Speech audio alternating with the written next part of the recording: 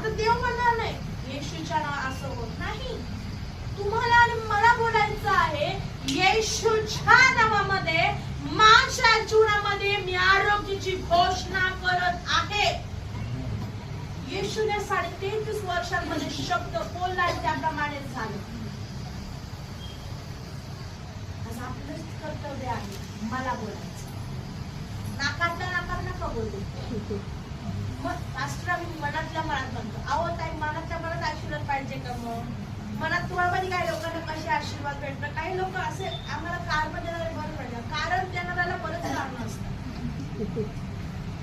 मनातल्या मनाचे बोलतात ना त्यांना आपल्या मनातच माहिती असतं मला आरोग्य मिळालं.